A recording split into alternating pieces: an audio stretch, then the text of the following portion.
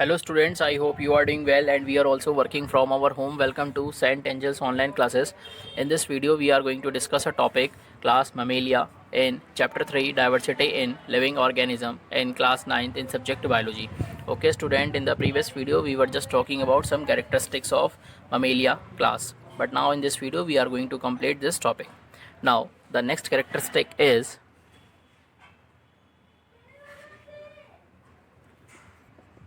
diaphragm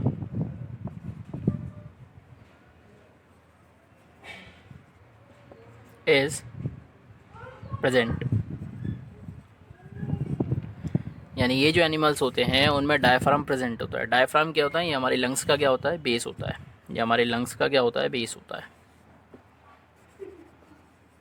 ये हमारे lungs का क्या होता है? एक तरीके से बेस होता है. जो डायफ्राम होता है वो हमारे लंग्स का क्या होता है? बेस होता है. प्रेजेंट कहाँ पर होता है? ये प्रेजेंट होता है थ्रोइक और एब्डोमिनल कैविटी के बीच में क्या होता है? प्रेजेंट होता है. थ्रोइक कैविटी मीन्स यानी कि जो हमारा जो नेक होता है उसके नीचे जो नेक वाला जो पोर्शन होता है उसे कहते हैं थ्रोइक कैविटी. एंड एब्डोमिनल कैविटी क्या होती है? यानी कि जहाँ पे हमारा स्टमक, इंटेस्टाइन, ये सब चीज़ें प्रेजेंट होती हैं. तो इनके बीच में क्या होता है? हमारा ये डायफ्राम प्रेजेंट होता है. डायफ्राम क्या होता है? लंग्स का क्या होता है? बेस होता है. बेसिकली होता क्या है? ये एक मस्कुलर शीट होती है. मस्कुलर शीट होती है.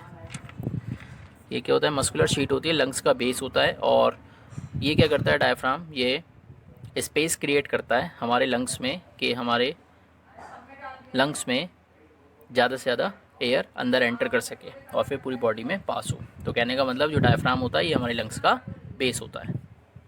Now the next characteristic is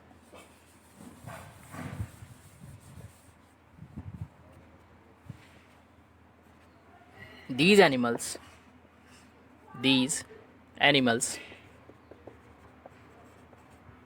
have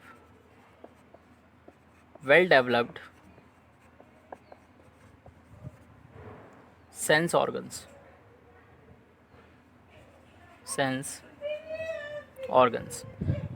These animals have well developed sense organs.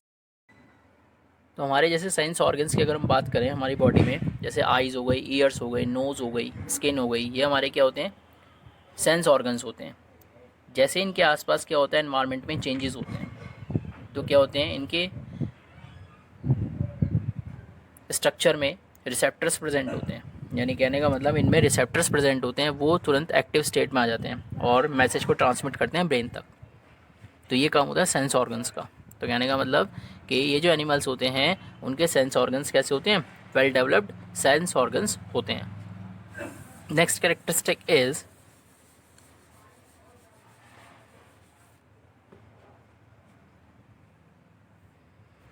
these animals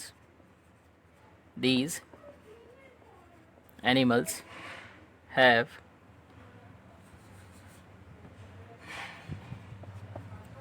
testes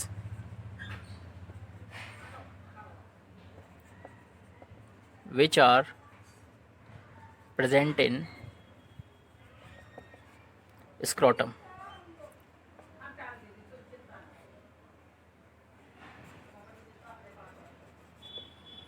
These animals have testes which are present in scrotum.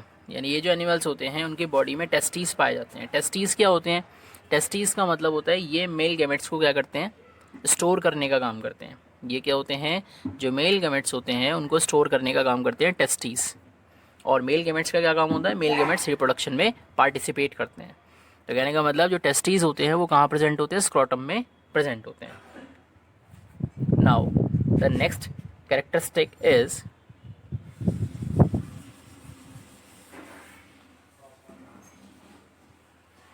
these animals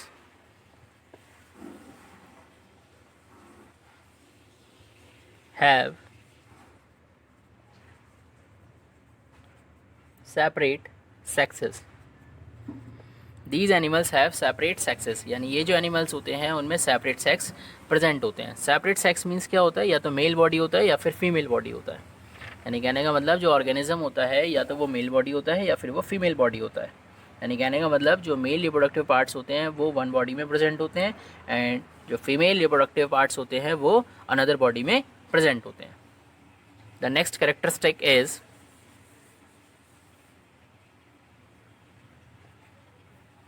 In these animals,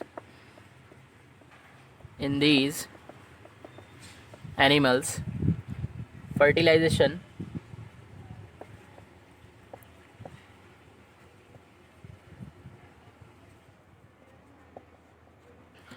in these animals fertilization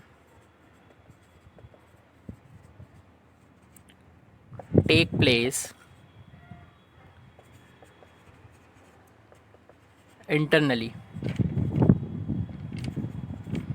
यानी कहने का मतलब ये हुआ कि ये जो animals जो आपके मेमेलिया ग्रुप में आते हैं उनमें फर्टिलाइजेशन जो होता है वो इंटरनली होता है। जो फर्टिलाइजेशन होता है वो इंटरनली फर्टिलाइजेशन होता है। फर्टिलाइजेशन क्या होता है? यानी male gametes and female gametes का जो फ्यूज़न होता है, मेल गैमेट्स का फीमेल गैमेट्स के साथ फ्यूज़न होता है and this is called fertilisation.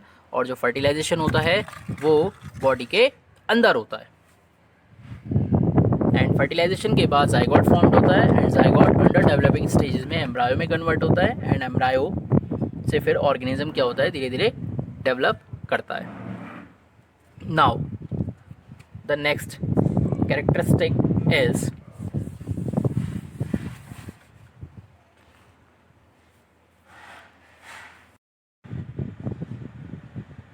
ये जो एनिमल्स होते हैं उनमें parental care is highly developed. यानी कहने का मतलब कि ये जो एनिमल्स होते हैं वो अपने बेबीज़ की बहुत अच्छी तरीके से केयर करते हैं and young ones are nourished by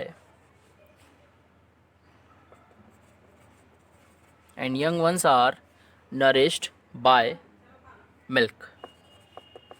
और जो बेबीज़ होते हैं उनको नरिशमेंट किससे मिलता है? मिल्क से मिलता है। तो कहने का मतलब ये जो एनिमल्स होते हैं वो केयर बहुत ज़्यादा करते हैं एंड जो बेबीज़ होते हैं उनको मिल्क प्रोवाइड करते हैं। और ये जो एनिमल्स होते हैं उनकी बॉडी में ही मिल्क प्रोडक्शन होता है। Now the examples are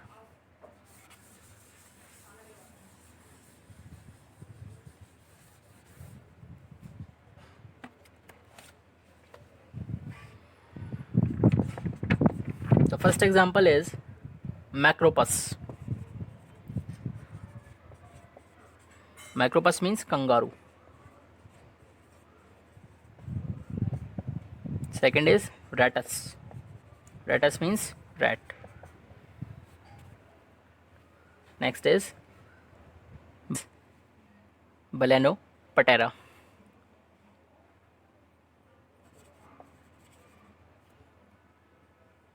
Balanoptera.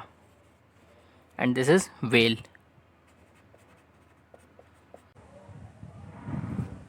Now, the first is common seal. This is a figure of common seal. Second is walrus. This is walrus. Next is squirrel. This is a figure of squirrel. Next is ratus.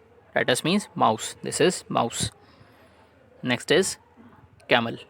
This is camel. And this is chimpanzee. This is a figure of chimpanzee. This is monkey. And this is giraffe. This is giraffe. Next is this is whale. This is whale. And this is homo. Homo means this is man. And this is a whale.